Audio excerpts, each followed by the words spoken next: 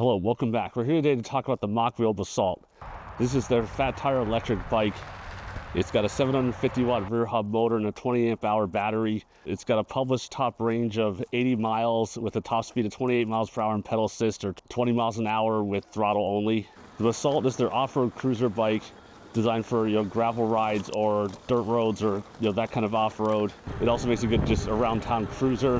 One special feature of this bike is they do sell an inverter for it. The inverter converts the battery into a 110 volt power source if you're running other things off it while camping, and you can also plug a solar cell into it for charging it. Let's talk about some of the features and specs of the bike.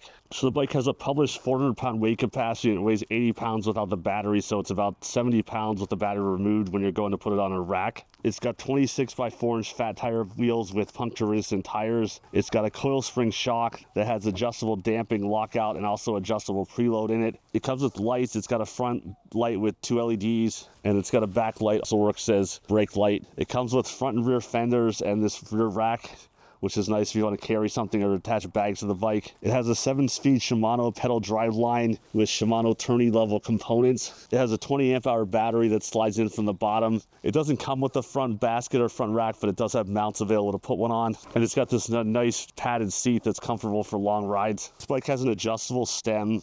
You adjust it by loosening the 2 bolts here and then loosen this bolt underneath here.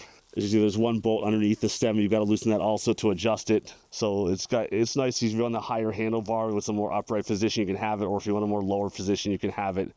So this is a nice little feature. Just make sure this bolt down here gets tightened that's underneath the stem, because the handlebar will feel wobbly without tightening this, and a lot of people don't notice it's there.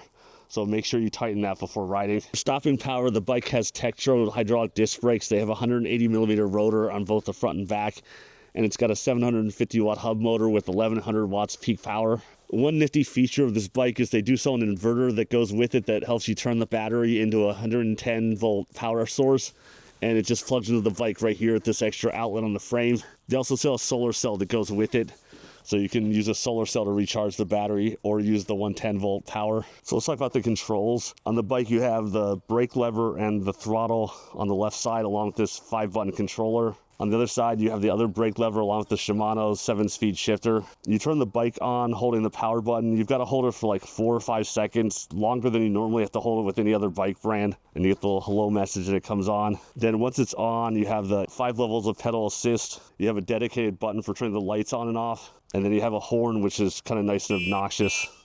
And then the throttle switch. To get in the menu, you hold down the plus and minus buttons at the same time for a few seconds, and that gets to the menu. And then the things you can adjust are brightness, miles per hour, kph, startup mode, which lets you have either rolling start or stand from standstill with the throttle. Then you can reset the trip meter, change the language and the version, and that's it. There's no other settings you can adjust in this. There's not an easy setting for adjusting the top speed. So you're stuck at 20 miles an hour for the throttle, which is normal for a class 2, or 28 miles per hour, which is class 3 speed for pedal assist. And then turning it off, just hold the power button down for a few seconds. Again, the power button on and off both, you've got to hold it down a bit longer than you normally do for other brands. So if you just press it down once, it doesn't turn on, don't worry about it. Just hold it down for a few seconds longer than you think you should have to. One thing to know with the display is it's not super bright. This is the brightness turned all the way up, and it's a fairly bright day outside. It's a little bit more challenging to read on bright days than some other displays are from other e-bikes, and even the other e-bikes we've seen from Mokwheel. This one's a little bit more dim, not really sure why. A little bit more brightness on the screen would have been nice. So some of the extras the bike comes with, they give you this nice little bag of spare parts that has almost every fastener on the bike, plus a few of the fittings. So in case you lose a bolt or something, there's probably one there. They give you a little toolkit for assembling the bike. There is enough tools there to completely assemble the bike or adjust anything on it. Like they give you 2 of these wrenches because you need 2 for adjusting the adjustable stem. They give you a hand pump for inflating the tires. I'm not really sure how useful that one's going to be, but if you're, in a pinch, and then they give you the battery charger, it takes about 6 hours to recharge from fully dead. So this is a nice little group of extras they give you along with the bike. Let's talk about riding the Basalt. The Basalt is a big, heavy SUV of a bike. The big fat tires give it a lot of cushion and good traction.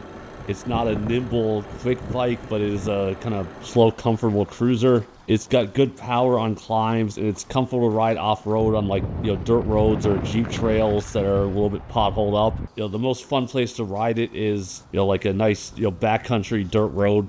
Okay, speed test first, throttle.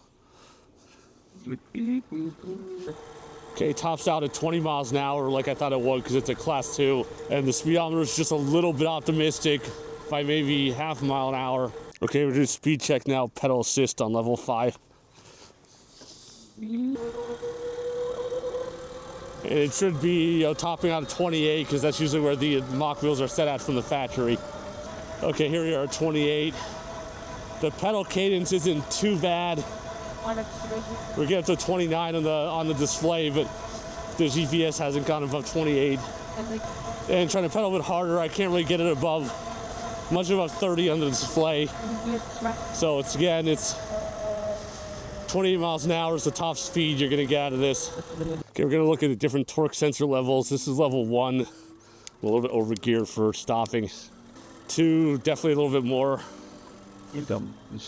So there is some proportionality to it. The higher levels do definitely give you faster takeoff.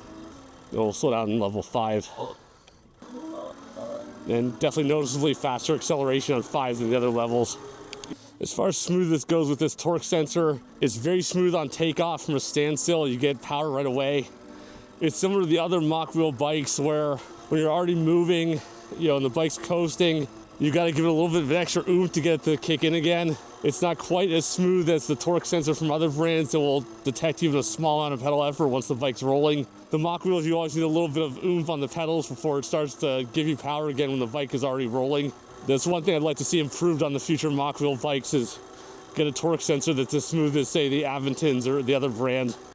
We did a hill climbing test with the Mokwheel Basalt. We took it to a hill we used. It's a half-mile hill with some 10% grades. And we time how long it takes to get up the hill. We do the test with the highest pedal assist level. The Mokwheel Basalt took 1 minute and 41 seconds. This is on the faster side by a little bit. For reference, the Aventon Adventure 2 took 1 minute and 50 seconds, and a Hemingway D5 Zebra took 1 minute and 52 seconds. So this bike was about 10 seconds faster than those two going up the hill. We kept riding the bike after all the other tests with some off-roading, some hills, and riding at 15 to 20 miles an hour everywhere. We rode the bike mostly on level 3 or 4 for pedal assist. We used a little bit of throttle here and there. For hill climbing, level 3 seemed okay for not that steep of hills, and for steeper hills, level 4 or 5 seemed to be necessary. We did most of the ride on level 3 and used level 4 for a lot of the hills. Okay, here we are. We're at a battery, to the battery error on the thing. We're at 35.8 miles. We did a lot of 20 miles per hour and a lot of hill climbs and not really trying to go easy on it. So, 35 isn't bad for the type of riding we did. So riding with no battery right now, we're on level 0. The battery's dead essentially anyway. So 8-9 miles per hour in flat ground is not too bad. I would not want to go up any hills. This is like a low gear single speed at this point on flat ground. So in a pinch, you can ride this without power, like on somewhere flat. A few miles, not too bad. If you got to go up hills, pretty much forget about it. Let's talk a little bit about assembly of the bike. It comes in a large cardboard shipping container. It took me about an hour and a half to go from in the box to ready to ride, not counting charging the battery. They give you enough tools to completely assemble the bike without needing anything extra. Our bike did have one issue where the rear rack was not assembled correctly at the factory, and it actually put a nice little gouge in the paint on the frame. It took me a little bit of time to correct that and get it mounted correctly. I used some touch-up paint from the AutoZone store to cover the gouge up. Let's talk a little about the sizing of the bike. The Basalt comes in 2 frame versions, a step over and a step through. It's only available in 1 frame size for each one. I'm a little under 6 feet, just slightly. When I'm standing over the bike, I have just barely enough room over the top tube. I would not recommend this bike for anyone shorter than I am. Again, I'm about 5'11" to 6 feet. If you're shorter than that, go straight for the step-through version of this bike. On the larger end, I would say this bike will easily work for a taller guy, like a 6'5", 6'6" guy should have no problem fitting comfortably on this bike. Let's talk about some of our likes and dislikes. It's very comfortable to ride. It's a nice cruisy bike. It's got good power in the upper pedal assist levels. It's got the optional inverter feature and some nice accessories that go along with it, including the lights and the rack. Let's talk about some of our dislikes of the bike. Probably the biggest dislike, the range is a little bit less than I'd really like to see for a 20 amp hour battery. It's just a heavy, big bike. So if you like kind of a big heavyweight cruiser, it's good. If you want something that's more nimble feeling, the weight's, it's not good.